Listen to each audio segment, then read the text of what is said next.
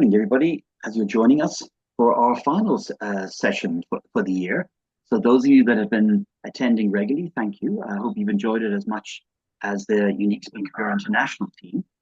We've really taken it all in and really enjoy the time getting to know our speakers and in getting our customers to understand more about what they do. So yeah, to close the year off is none other than Tiffany Markman, who, in the age of AI, I'm sure you've read up on her profile, and the age of AI, it's like the perfect speaker to be able to help teams communicate effectively, both internally amongst themselves and externally to customers. I think every sales and marketing manager's dream, how to get more business, how to be more effective. Who doesn't want to know that? And in this crazy world where you've got numerous AI tools on how to communicate better, you always want that help, that professional help, don't you?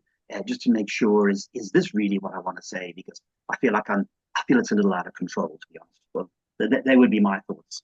And after having won multiple, and I mean multiple awards over the last how many years, consistently. Well, we could arguably say that Tiffany is the leading communications expert in South Africa. So I mean, it's really a privilege to have you on the call right now. You've spoken in multiple countries as well around the world. You bring humor and energy, which our customers and our audiences really appreciate and love, and as well, of course, as really great and relevant content in a fairly unique way. I mean, I've seen you present and how your style and that sort of thing, as we'd almost expect. But I think that the sort of the fundamentals behind everything you do, Tiffany, is to raise people's confidence. Because if you don't have that as a solid foundation, it's kind of hard to get them to, get out there and communicate better. And I think you do that in part through your keynote around uninstalling the imposter syndrome. And I think that's what you're primarily here to talk to us about this morning. So yeah, I'll let you take it away, and we'll join you for Q&A a little bit later. Thanks, Tiffany. Thank you very much, Paul. Thank you for that intro. All right. So welcome to Uninstalling Imposter Syndrome. Let me tell you a little story about something that happened when I was 13 years old. There I was. I had to give an English speech in front of a classroom of 20 other kids. I got a stomach ache. I had to go to the nurse's office. A little while later, I was 17 years old. It was my matric oral exam, my grade 12 oral exam. There were 24 kids in my class in those days. I had cold sweats, a dry mouth, a racing heart.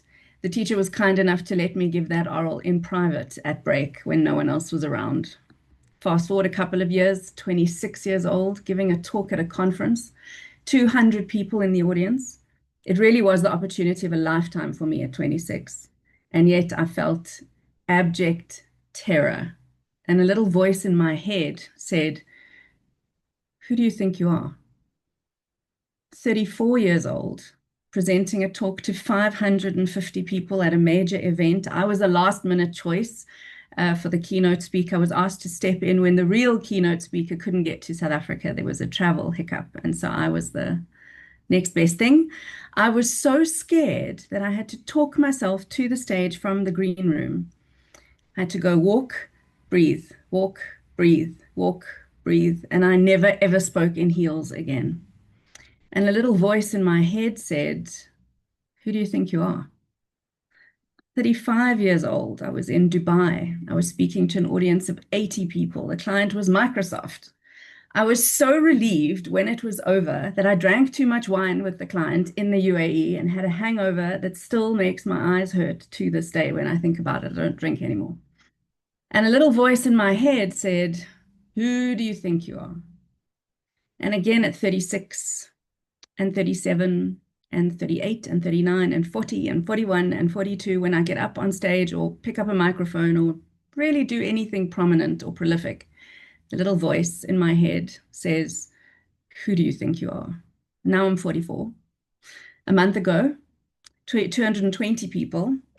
I was so nervous I could feel my heart beating in my ears. I don't know if that's ever happened to you when you can feel your heartbeat in your ears.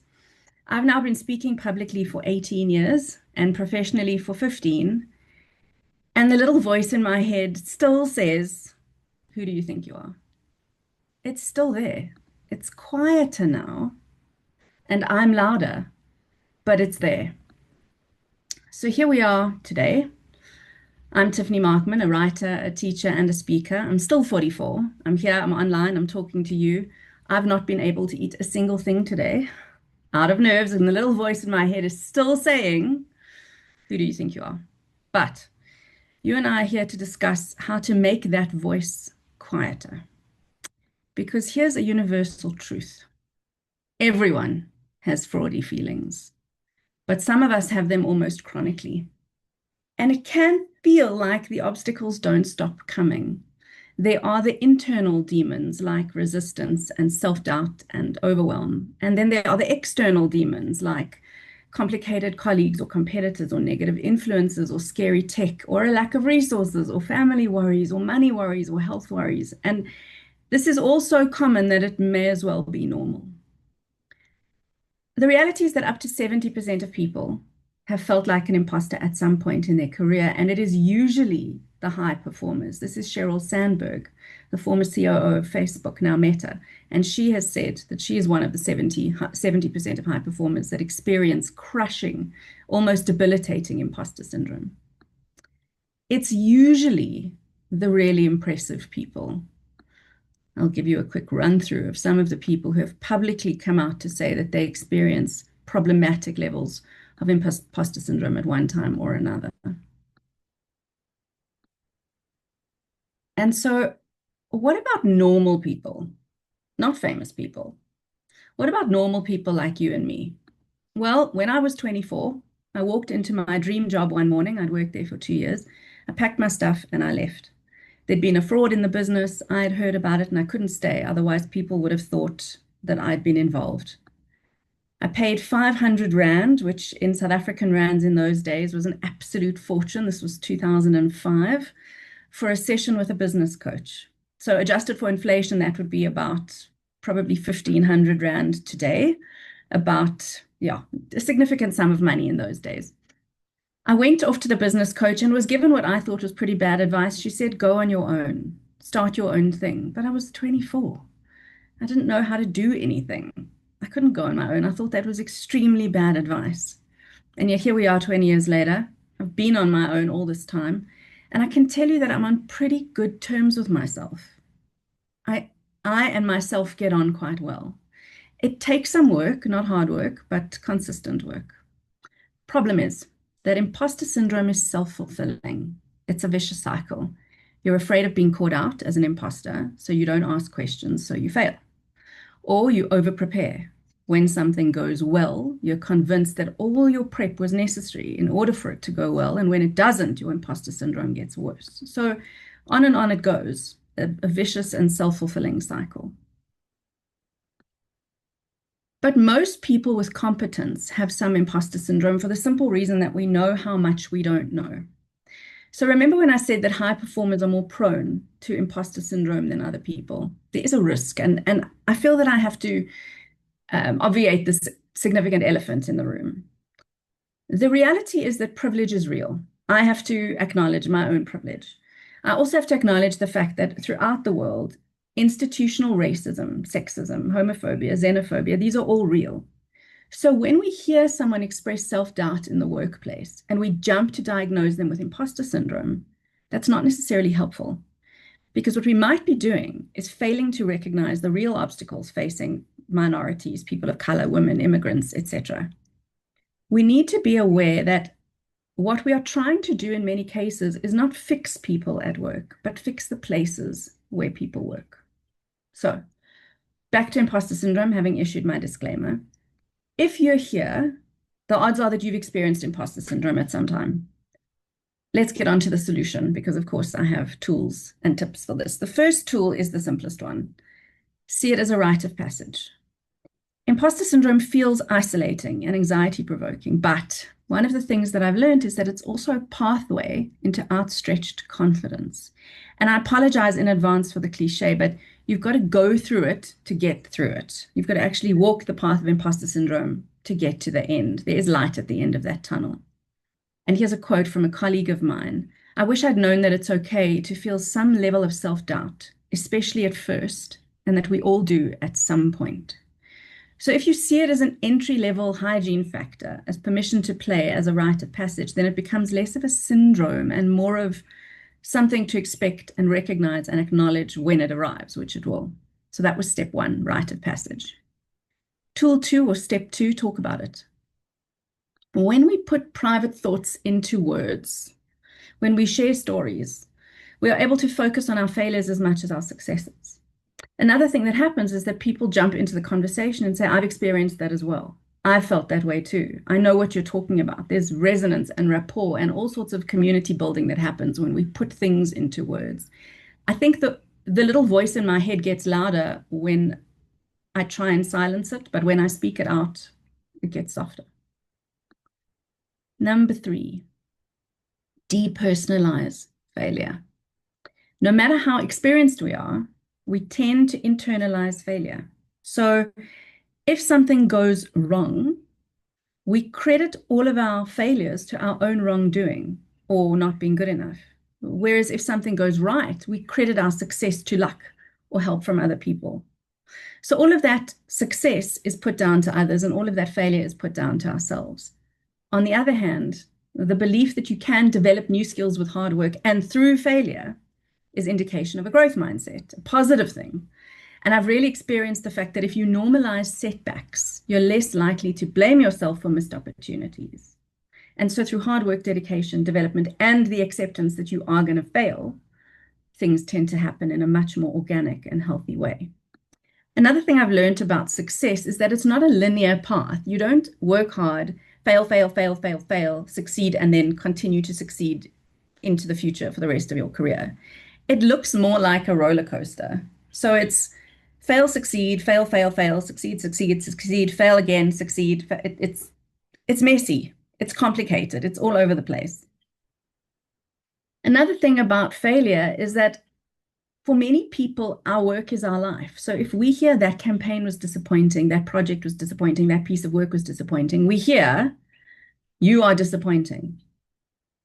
But just because our work is our life in many cases doesn't actually mean that the two overlap. Now, 1/3 of what I do for a living is that I'm a writer. The other two are speaking and teaching. But if somebody doesn't like something I've written, it's very hard not to internalize the fact that they don't like it and to translate that into, I don't like you. But I am not my work. And recognizing that there are a number of reasons why I might not nail something perfectly the first time is part of accepting that imposter syndrome is a very real and human thing. Number 4, avoid comparison. Your accomplishments need to stand on their own. There's no point comparing your behind the scenes messiness with other people's social media feed, because what goes on behind the scenes is not what we show the world. And so it's very, very hard not to want to present a highlights reel to the world. It is absolutely no coincidence that perfectionism and imposter syndrome are so closely linked. In fact, many experts believe that the one is derived from the other, that imposter syndrome comes from perfectionism. People who believe they'll never be good enough or that everything they do must be perfect may have more trouble learning how to get over imposter syndrome. And so if you think that your life looks like a bit of a scribble and everybody else's life looks perfect, it's time to avoid comparison. And the best advice I can give you there is unfollow any account, profile, feed, anything that makes you feel bad about yourself, anything that makes you feel poor, old, ugly, and follow things that make you feel beautiful, clever, wise, rich, successful. For me, that is people with little tiny rainbow houses. It's a thing. You can actually Instagram it. Cute animal videos and pictures of art. But I don't follow anyone called Kardashian or anything else that makes me feel, shabby. Number 5, stop shoulding. Now, I have put a star next to the number 5 over there because I'm bad at this. I have to admit that I'm bad at this. I can't sit here and give advice without acknowledging that I'm objectively bad at shoulding. This is what the inside of my head looks like, just to give you a sense. I should do more marketing. I should work harder. I should publish more. I should study this video, that book, the other giveaway. I should. And this is what it looks like inside my head. And the reality is that I couldn't possibly do more marketing or work harder, I could probably publish more. I do study. I'm not great with video. I'm exceptional with books. The only thing that it should say in my head is that I should forgive myself more. It's messy in there. And it should just only say this. Because what that does and what it does for you as well, when you should and should and should, is it puts you into a stuck mindset. So forgive yourself for not doing everything. Number 6, hold on to the good stuff. I'm getting better at this. But we do tend to forget positive feedback and hold on to negative feedback. I'll give you an example. I gave a talk recently on AI. There were 100 and something people in the webinar. 99 of them gave absolutely stellar feedback. It was beautiful, beautiful feedback. They were generous with their responses to me. They loved it. They learned from it. One person didn't like it. I think they didn't like me. I think they found me a bit much. And so they gave me not so nice feedback, of course, anonymously. I spent so much time dwelling on that one negative response and so little time dwelling on the 99 rave reviews. And that's not how it should be. We need to retain the things people say about us that are nice. And we need to be realistic and then move on about the negative feedback, because we disproportionately weigh negative feedback over positive feedback. So here's a little trick. If you follow me on LinkedIn, you will know about Tuesdaymonial, hashtag Tuesdaymonial. If you don't follow me yet on LinkedIn, then this is something you will see in future. Almost every Tuesday, I post a Tuesdaymonial or testimonial from a happy client. And the reason I do this is twofold. One, because it's good for my ego. And two, because other clients see it. But it reminds me over time to highlight the really nice stuff, the really good stuff. And I do this regularly every Tuesday. The other thing is that because of the way algorithms work, this positive feedback comes back up in my memories every year. So I'm reminded of that client who said something nice. So Tuesdaymonial is a really, really lovely way for me to edify all of the beautiful, happy feedback and give less room in my mind to the one person who just doesn't dig me for whatever reason. Here's a tip for you. When someone pays you a compliment, don't undermine it. Don't say, oh, this old thing, or return it immediately. Say, oh, no, your XYZ is amazing, or reply with why they're wrong. So don't do any one of those 3 things. Just accept it graciously with a thank you and a full stop at the end and move on. Not thank you, but not, oh, but your XYZ, and not, oh, no, definitely, no, you can't be right about the compliment. Just thank you, full stop. End of sentence. Tip number 7. It's okay to say you don't know. Even in a discipline you love, and even in a discipline you've worked in for 10 or 15 or 20 years that you know backwards, there will be elements that elude you. And not knowing everything is not the same as being an imposter. Neither is making mistakes or being wrong. Now, I find this exceptionally hard. I like to be an expert. I like to know things. So if I don't know something, I feel quite bleak with myself. And so I'm learning to say, I have no idea. But I will look up that methodology or technique or book or whatever it is, and I'll get back to you. I'll come back to you and find out. I have no idea. It is okay to say you don't know. Preferable, in fact, to say you don't know. And easily my favorite tip for uninstalling imposter syndrome is to teach someone else your skills. It explains why I'm on such good terms with myself. So you'll remember I said this earlier. I said I like myself very much. We get on well. I'm good with myself. And one of the reasons I think is that I've spent 20 years teaching people stuff. I spend at least half of my time teaching other people how to do things.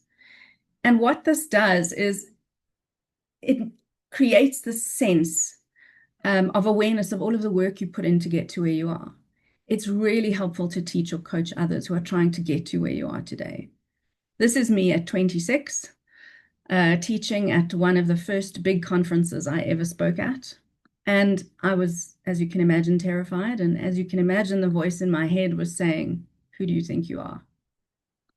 But when we teach, we do establish ourselves in a position of expertise and establish ourselves as someone who knows things and can share that value and can serve other people with that information.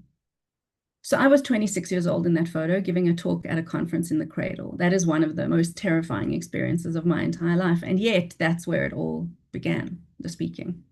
So even though looking back, those slides were ugly and the talk maybe wasn't the slickest thing I've ever seen, I'm so glad I did it. And I'm so glad it was bad, because if you aren't ashamed of your first effort, then perhaps you didn't start soon enough. And on that note, just a quick word about mood at work.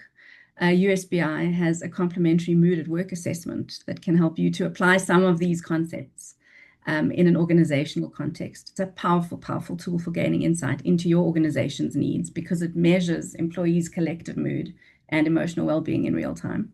The USBI team would be happy to share more details with you. But why are the stakes so high when it comes to imposter syndrome? Why do people like me talk about this on stages? Why is this worth mentioning? I've shown you 8 tips. And the simple truth is that no one can do this for you or lead you to it. You have to lead yourself through imposter syndrome to come out the other side. And my question to you, I suppose, is, are you going to do anything differently?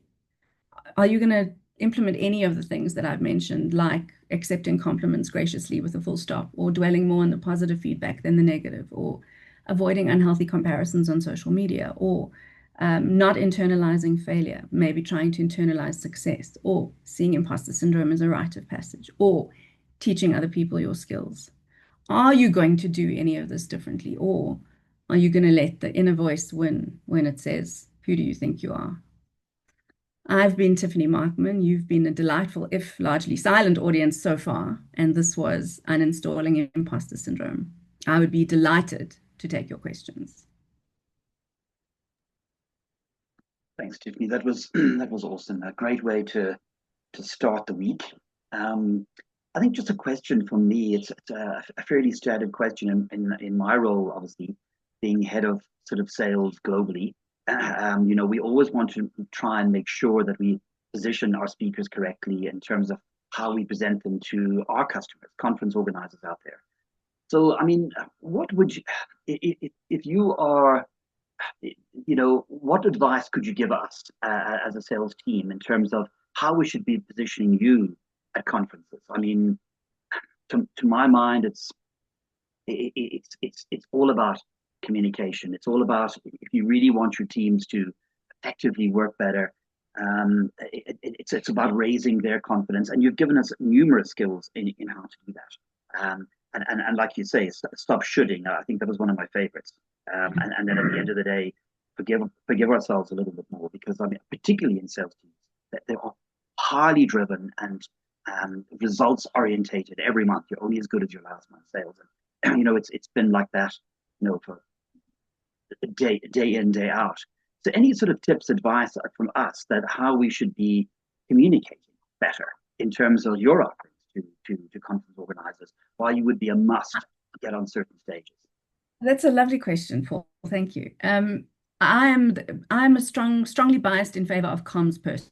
So because I'm a comms expert who works in comms, and because what I do all day is communication orientated, that makes me a very logical speaker choice for any sort of sales comms marketing orientated team.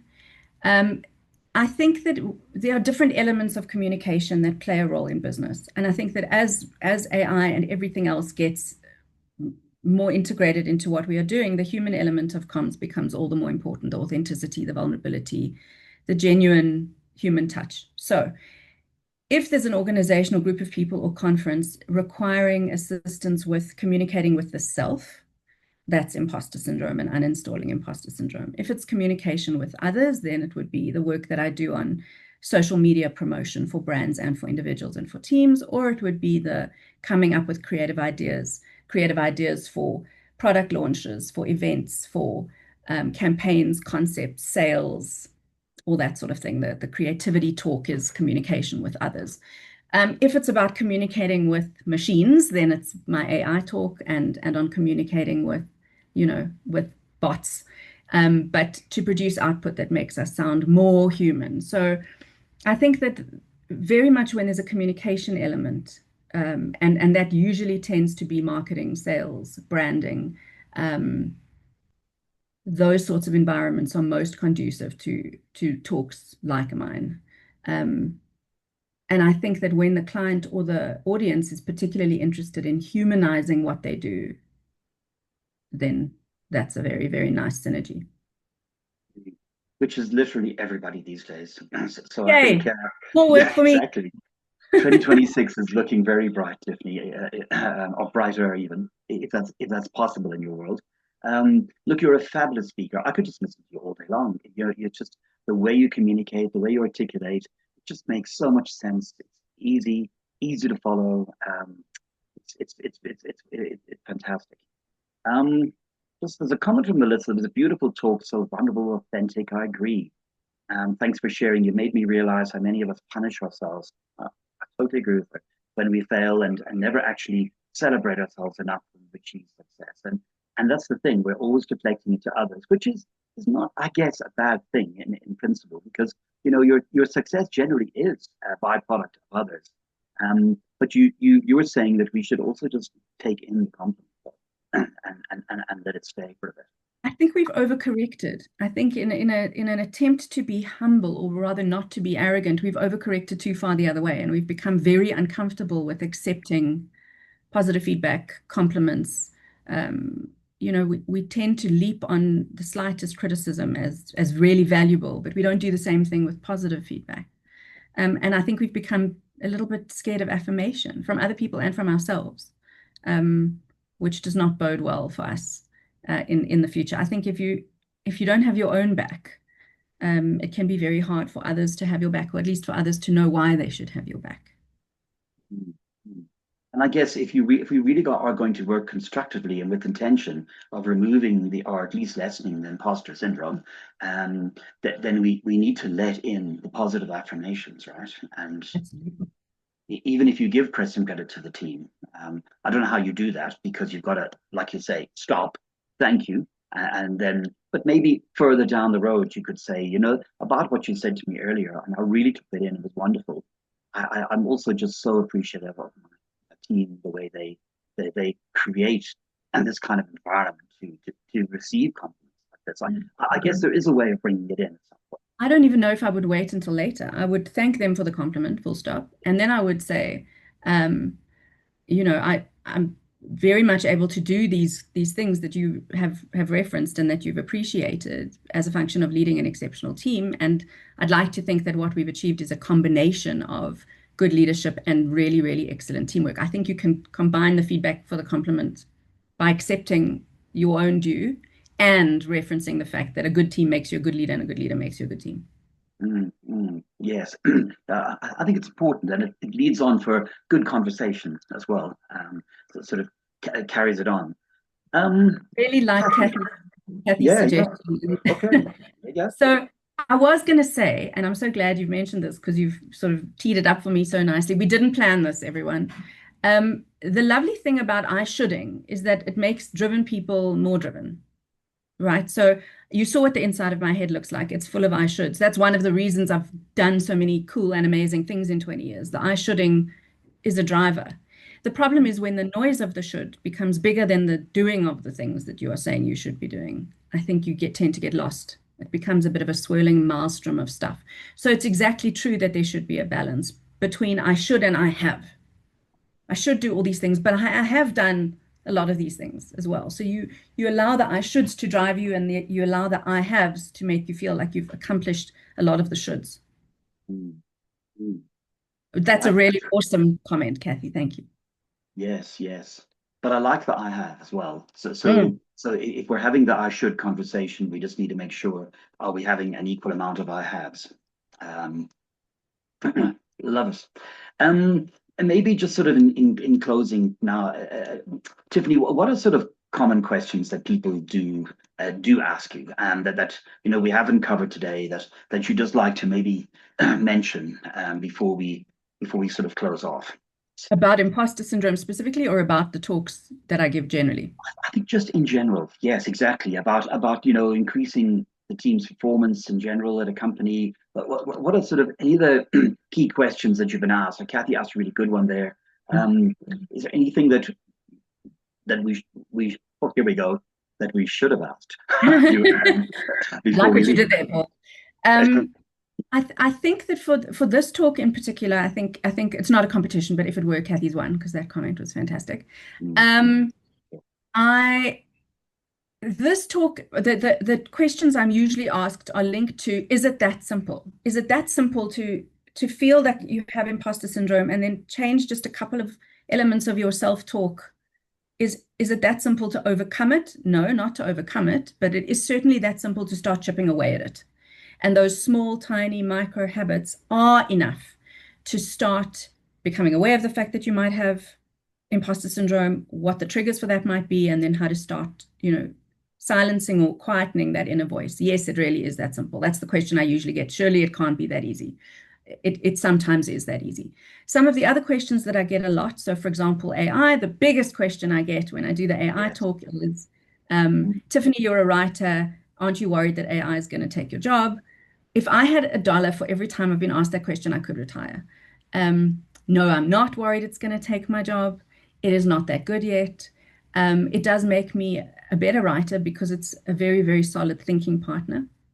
And there are ways to prompt AI and all sorts of generative platforms in order to give us output that sounds more human, not less human. So no, I don't think I'm going to be out of a job anytime soon. If I am out of a writing job, I'll just speak more, which is absolutely fine.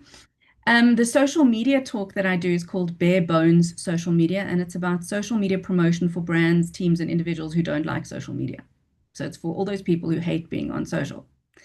And so the question that I'm asked there is, you can't possibly hate social media, Tiffany. You are on there all day, every day. And the answer is I'm actually not. I pre-schedule my posts once a week so that I don't have to go online during the week. And so I explain to people how to do that if they are not social media people. The creativity talk, which is how to come up with creative ideas. Most people say, can anyone do it, or can you only do it if you've been in the industry 20 years? Anyone can do it. It is like riding a bicycle. You don't have to sit under a tree and wait for the apple to drop on your head. There are left brain techniques you can use to come up with creative ideas. It is 100% teachable. And the selling with heart talk, the usual question is, what if I find selling ick? What if I feel gross about selling? A lot of people feel gross about selling. 1 in 9 people absolutely hate selling. There is a very simple, quick solution to that, which you will have to find out by booking or seeing the talk. Love it. Oh, great. What a very accomplished 30 minutes. Tiffany, thanks so much. Really, really well. I think I can speak on behalf of everybody. We loved it. All right, I'm going to hand you back to Kathy. Really appreciate getting to know you a lot better. Thank you. Thanks very much, Tiffany. I think the comments down the side there saying it was such a great thing on a Monday morning. It definitely is. It gives, sort of positive outlook for the week and something that we can all work on. And I do feel for me personally that I like to ask questions to see if I'm the only one that is like that, or are there other people around me that also feel the same way? And it really does help because you don't feel like you're in something on your own. You actually realize that you aren't on your own, that other people do feel that way, or, and you can ask questions and, just get so much more knowledge and almost feel at peace with yourself in a way because you're not on your own. So I think that's where, out of all those things that you've said, that's one of my biggest things at the moment is just to focus on that. I mean, obviously, clearly I need to focus on other things as well, but I suppose it's a start. So thank you so much. That was really great. And that is actually a wrap now for the year, but we will start these Monday morning sessions back in February. So please join us at 9 o'clock from February onwards. Have a great season.